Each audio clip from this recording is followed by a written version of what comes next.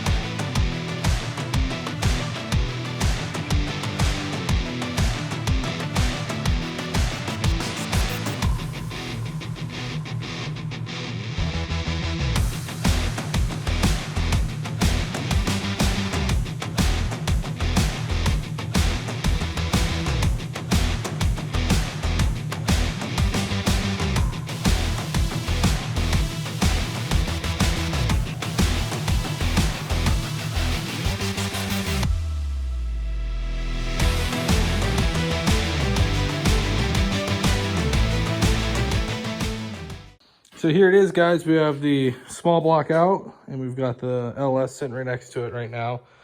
And so you can see, this is a 305 and a T5, and then this is LQ4 and a AR5. And lengthwise, like end to end, we're pretty much identical, realistically, which isn't that big of a. It's not really a surprise, but we get some different heights, it looks like, with depending on how you look at this shifter assembly and whatnot. But otherwise, that's a T5 is a little bit further back where the shifter is. This will benefit us a little bit too, because the T5 sat in there crooked because it was in a car. This came out of a truck, so it should sit flatter and be a little bit easier to maneuver through the shifter hole. Right. It's over there. The other thought is, either way, because of how we had to mount this, or how we mounted it in the first place, this was, this was further forward. If we plan to stab the whole unit as one assembly and we don't need to access the bell housing bolts, then we can put this as far back as we really want to. Yeah. So that'll be nice to see if we can push it back in some and alleviate some of the, front end issues we were running into with the small block. We've got to clear this cross member. So the main thing we're going to check here is if you're doing an LS swap, like an LQ4 with the stock truck oil pan, will that clear this cross member? Because that's been the number one thing that's kind of driven mounting and yeah, I mean, you can see all the oil buildup from changing the oil in the small block on that cross member. Right. It's not meant to have oil dripping on it all the time. Yeah. That was the main problem with the exhaust too, is that cross member and then all the steering linkage up here. Yep. And the torsion bars.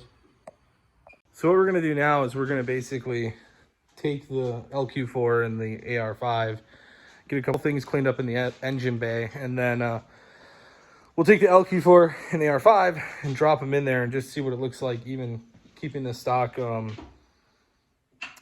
mounts, because they're not going to be in the way. So we'll see what kind of fitment we can get out of it, if we need to do a different oil pan or anything like that. And that's just kind of general motor swap 101, a lot of test fitting stuff. So we'll get to that.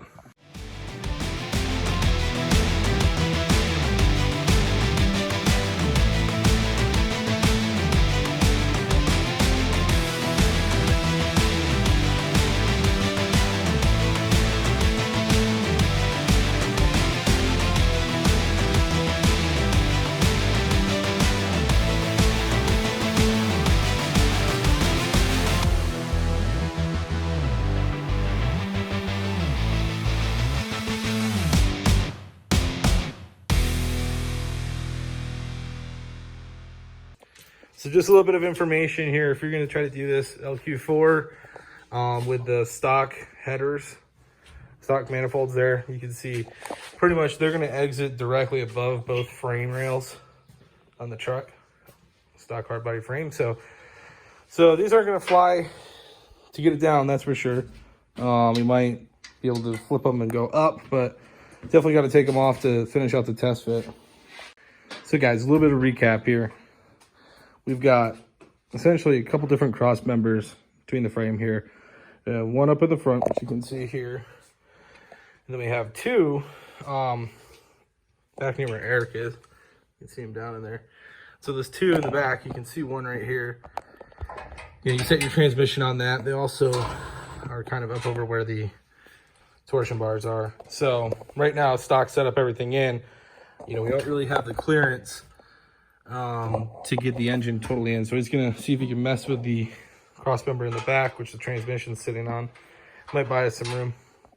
Alrighty, so doing some measurements and looking at some stock oil pans. I can tell you one thing, the LQ4 in a stock oil pan is not gonna fit in here. So it hits on the steering bar in the first place, and then even if you could clear the steering bar, you wouldn't really have any clearance for the cross member in the front here, which is pretty much almost touching anyways.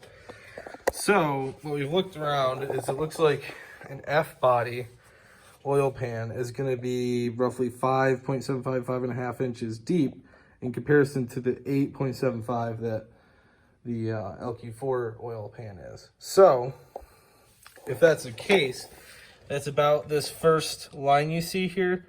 Now it'll run flush longer. It'll come forward more, like up to about here at that depth. But it should allow us to clear both of the steering bar and the cross member. And then I don't think we're really going to have a height issue after that point because everything's so close to the same elevation from, I guess, ground floor here. But so kind of sucks, can't use stock oil pan, but we are gonna have to get the F body oil pan, see if that's gonna fit in. And if that's the case, then it's pretty simple. I mean, it's just putting on a different oil pan, and then we don't have to do a bunch of modifications to anything in here. Right. Yeah. So it's a pretty quick video here, guys. Obviously we didn't get a whole lot done with it. We got the small block out, and we were able to get the LS kind of test fit. So it's just part of the process here. Figure out how stuff fits, and you just got to kind of take it in and put it back in, take it out, put it back in until everything fits together. So we're gonna wrap it up here, guys. Get a new oil pan and jump back into it.